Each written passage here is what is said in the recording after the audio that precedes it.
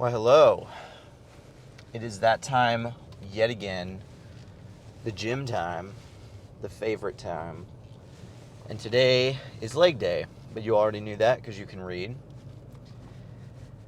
And I bet you could guess this too. It's going to be hamstrings first, going into quads. I don't know. I might throw in some RDLs today. Kind of been throwing them back into the mix because they've been feeling a little bit better.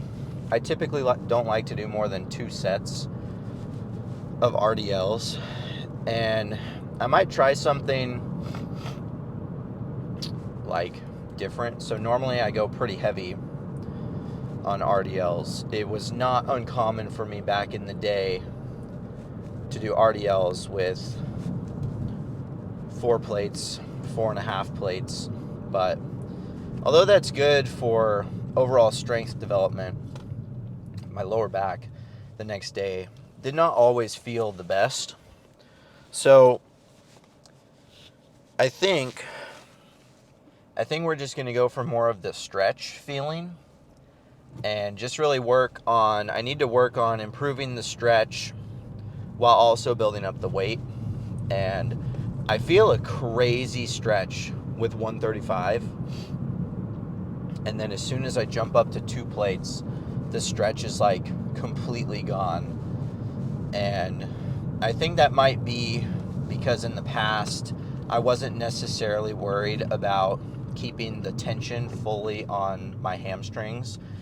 I was more so worried about just getting the weight up. But I'm not trying to do that anymore. I'd like to get a full set with tension on my hamstrings the whole time. And I'm totally okay with going down to 135 and then just adding 10 or 20 pounds each session to build up, I don't know, the tolerance to holding the stretch. And I typically do my RDLs after a bulk of my hamstrings, like hamstring movements have been done, which I think in a sense is better because with RDLs, you're going to recruit some lower back regardless of what you do. But if I have them for the first movement, I'm going to go heavy and I'm not necessarily going to focus on my hamstrings. So if I fatigue my hamstrings and they're already fatigued, I'm not going to be as strong. So that's going to force me to just focus on the stretch. So if it looks funny that I'm doing 135 or 155, then so be it. I would rather take a step back to properly learn a movement than to keep running straight into a wall, hypothetically, and continually just thrashing my lower back and not really getting the intended use out of the movement. I've also always done them where I don't log out all the way at the top, just so I can keep the tension on my hamstrings. And I believe that is a valid method of doing them, but as of right now, I don't necessarily have any direct glute work in my training, and that would serve as some kind of glute stimulus. And I think, don't take this the wrong way, but us guys could use a little more glute stimulus in the gym, okay? I know that sounds pretty sus, but just stick with me on that one. But yeah, and then as for quads, I'm really liking the pendulum squats. I really like doing a top set and then a back off set immediately after. Although today, I might do something that's more quad focused first. Not that squats aren't quad focused, but really like to pre-exhaust the quads and go slow and get a deep stretch and just really fill them up with blood. So that way, when I am doing my squats, I primarily feel them in my quads. And that's just what I'm trying to do right now. We're getting closer to the bulk, so I'm really trying to dig deep and get inside my muscles mentally so I can just really get the most out of them in the bulk, because we're going to be bulking probably for 8 weeks before prep starts, maybe 12, depending on what kind of condition I hold going into the show. And I need these legs to grow for sure. I don't think that they're bad, but I really just want to stand out as much as possible, and I really feel like adding some more size on my legs is going to be the key there. And that was so a little bit of a history lesson about me. When I first started lifting, I was initially interested in powerlifting. So I did the 5-3-1 program, for any of you that know what that is. And I was just trying to increase my squat, bench, and deadlift. Did that for a whole year. And I kind of carried powerlifting principles over into bodybuilding. And I was a very stubborn lifter for a very long time, and kind of just ignored the advice of everyone around me, and was just like, oh, I'm just going to keep these powerlifting principles and apply them to bodybuilding, which doesn't necessarily work. And you'll find a lot of people be like, well, powerlifters are the kings of getting strong, and that's the big three, and so they know what they're talking about. I'm not saying they don't know what they're talking about, but everybody has certain things for their sport, right? And it's just kind of like if you go to athletic sports, you wouldn't necessarily train the same way for basketball as you would for football. Bodybuilding and powerlifting are two completely different sports. In bodybuilding, we're not necessarily trying to have the most efficient bar path to move the most amount of weight. We're almost putting ourselves in a mechanical disadvantage to get the most out of a specific muscle. Like, I'm squatting to build my quads. I'm not squatting to build my squat. So, in a powerlifting context, from a non-powerlifter, you're trying to recruit everything. Quads, glutes, some hamstrings. You're putting your back into it. I don't want that. I just want quads. So I'm trying to have my knees go as far over my toes as possible, which is not going to give you the strongest squat. And I think a big mistake that I made for a long time was always thinking I needed to push the most amount of weight possible, not the most amount of weight for the specific muscle that I'm trying to build in those positions. So that's what I'm really going in for. Still going to get a hard workout, but don't underestimate the mental aspect of training, of really digging deep and refining mechanics. I feel like that's often overlooked. Some people are like, well, I know how to squat. I've hit X number for X amount of reps. Therefore, I know what I'm talking about. Yet, if you look at their legs, they don't necessarily look like bodybuilder legs. So, that's what we're doing today. We're going to improve. We're going to learn. We're going to grow. We're going to grind. We're going to get huge. And the most important thing, we're going to have a great time doing so. So with that being said, I am almost to the gym, and I will see you inside. Welcome everybody to today's big bald workout. No hat today, big surprise. I was wearing all sweats. For whatever reason, the gym was massively hot today, and I'm glad I left the hat at home because I got drenched in today's workout.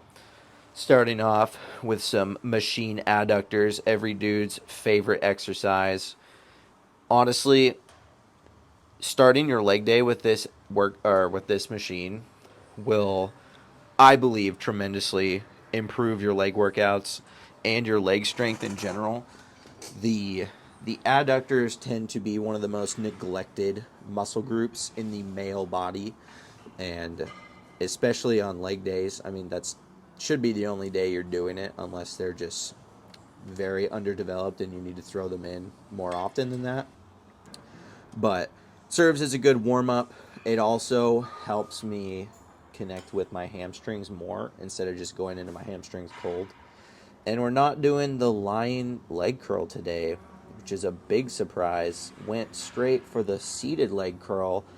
I'm kind of burnt out with the lying leg curls, if you would be surprised to hear that. I've done them for every leg workout for the past couple of months. So I just desired a little bit of variety.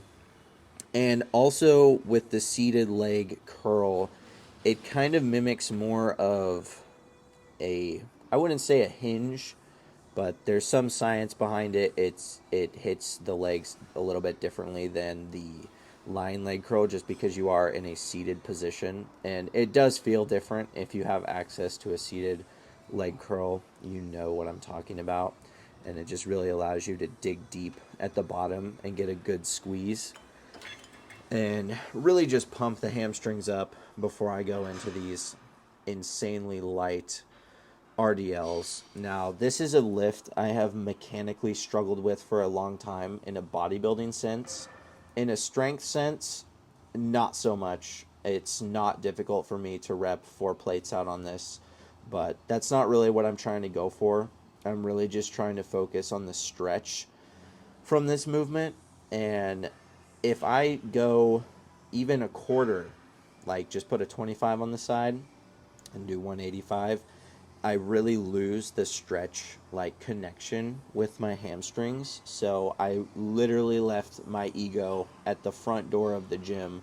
I actually went back to my car to put it back inside before coming into the gym, and just only did 135. And I kept them at the end just because if I started my workout with 135 RDLs, I think I would have just been setting myself up for success and just hated myself for the rest of my lift. So at this point, my hamstrings were pretty pumped from the seated ham curls. And doing the adduction machine as well also helps me connect more with my RDLs. I'm not sure if there's some science behind it. There's definitely bro science behind it, so you should definitely believe whatever I'm telling you. But for real, these did feel really good, and I do like them as a form of weighted stretching. And ideally, doing this, next time I go into the gym, I'll throw some 10s on the side and see how the mind-muscle connection is there, and then improve from that point on. But after about 2 sets of these, I kind of just completely lose my mind-muscle connection with RDLs. I have no idea why. It's just something I've always struggled with. So I'm totally fine being the person in the gym lifting 135 on an RDL. I have no qualms with that whatsoever. I don't think I'm doing any damage or just not doing anything, because I think building a better connection with your muscle, even if it's not technically building muscle, will help you build muscle in the long run. So we're just finishing up there. Only 6 sets of hams today, unless you want to count the adductions as part of my hamstrings, but it's different muscle groups, so I don't know why you would do that. Moving on to a single leg Cybex squat press.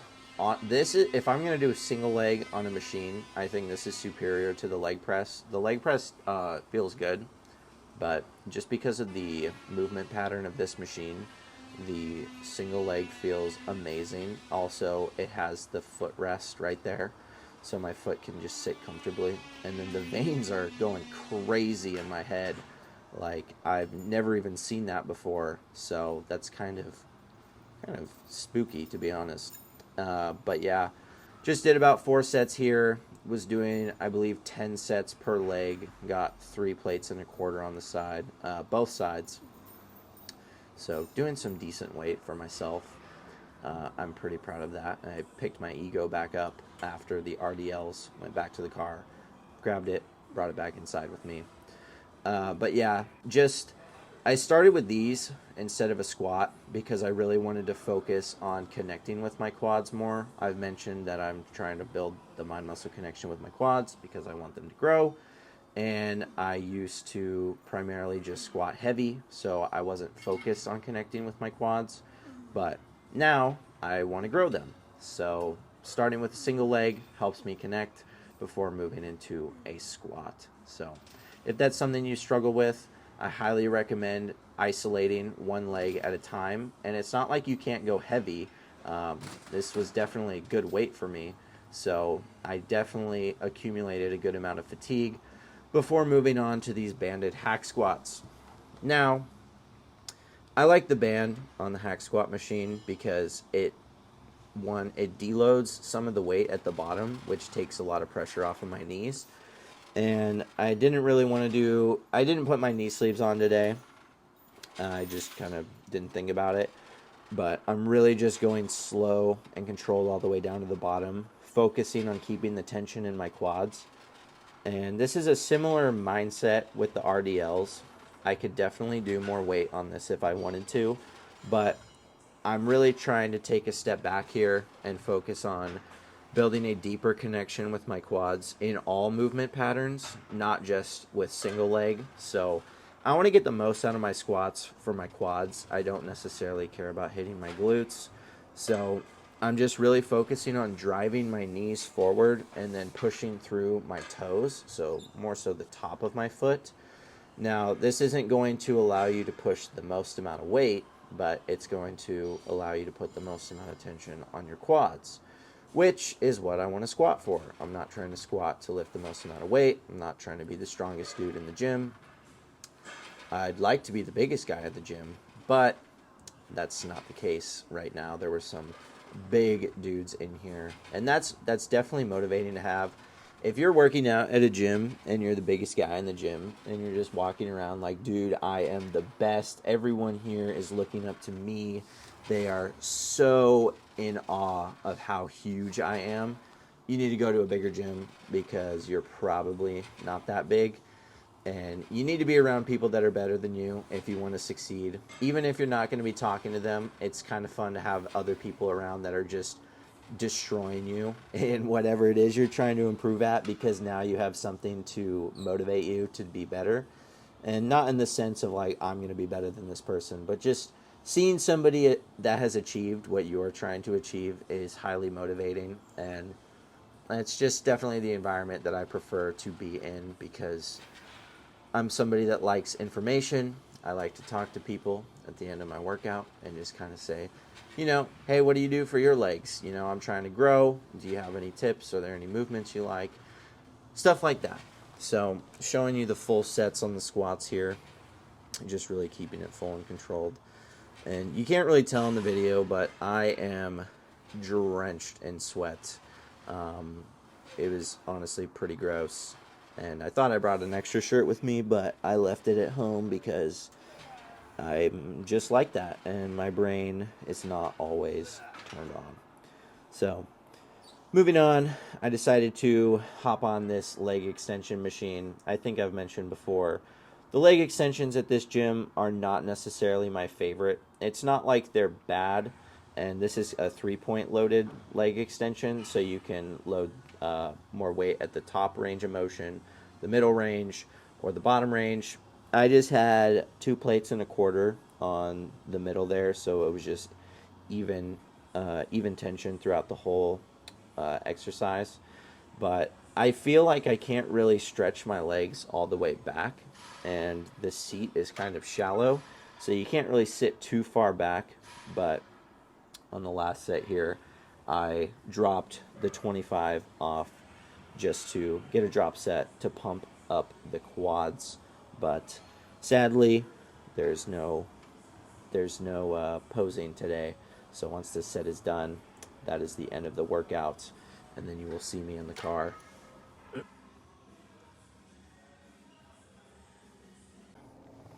What? No posing video? Sorry to disappoint you guys, but I did not have any shorts with me today, and I wasn't going to strip down to my underwear for the camera. So, no bare leg shot today, unfortunately. But we are getting closer to the bulk, and I'm kind of thinking about taking away the posing portion for every single video, just because, one, I don't think it's really necessary because the amount of changes I'm going to be making to my physique from workout to workout aren't going to be so substantial where you're going to notice it every single time. And although it is fun, and I'm still going to pose myself after each workout, which is what I did, I'm not necessarily going to show it. I think there's some fun to be had withholding the physique from other people, just to kind of keep like a little bit of a, I don't know what the word I'm looking for is. I don't know, just keeping it behind the scenes, just so there's more of like an oomph behind the reveal. So we might go to doing one every 2 weeks, every 3 weeks. Once we jump into prep, though, it's definitely going to be a lot fewer. Like, I'm probably only going to do one once every 4 weeks or something leading up to the show. You know, just because it is kind of fun to see, like, the progress leading up to the show and then just seeing, like, the finished product. I think it's kind of, you know, a little self-indulgent, personally, to show the physique every single time when you're on prep.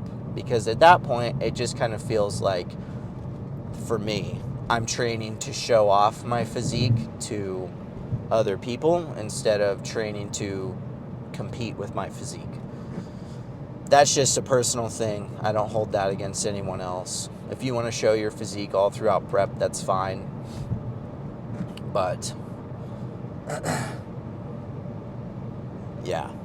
Anyway, my brain. So I was supposed to bring an extra shirt with me, and I had one with me, and I thought I put it in my bag, but I didn't. So this shirt is absolutely drenched right now, and it's raining outside, and it's not from the rain.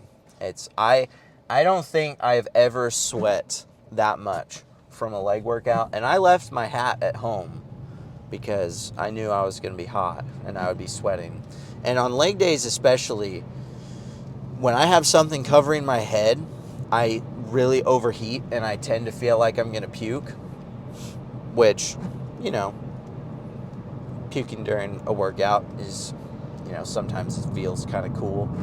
You just like, I just brought myself to the point where I threw up, but I didn't feel like doing that today. But dude, my head was like just a water fountain, bro. It was just constantly sweating. It was actually kind of gross. So I'll stop talking about it, but I really wish I would have remembered to bring that shirt. And I tend to do that a lot, just forgetting to bring something. But it's also a reminder to check it off of the list every time I go to the gym. But yeah, at this point, we're just narrowing down until we start the bulk back up again. Just kind of locking things in place. This week is kind of fun for me because I went to my best friend's wedding yesterday. Had some really good food, kept it under control, hit the dance floor with some of my not so amazing dance moves, but definitely burned a lot of calories. So minimize the damage on that end. And then I have my wedding later this week. And I'm going to be having videos coming out the whole time throughout this, so you guys aren't going to miss a beat in terms of my workouts. But good food will definitely be consumed on my end, and we're going to keep it under control, though. Not going to go too crazy, but I'm also not going to if I want to have some good food and spend some time with my wife, I'm definitely going to do that, because you only get married once, ideally. But and then after that, we're going to reset the next week, see if we can get back to where we were the week before. If I don't somehow improve it, or I don't think I'm going to improve this week, but you know what I'm saying.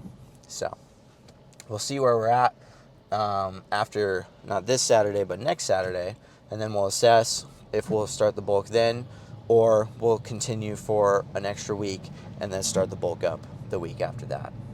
Anyway, I need to go pick up some groceries, so I'm going to go do that. And then I will see you guys next time. Later.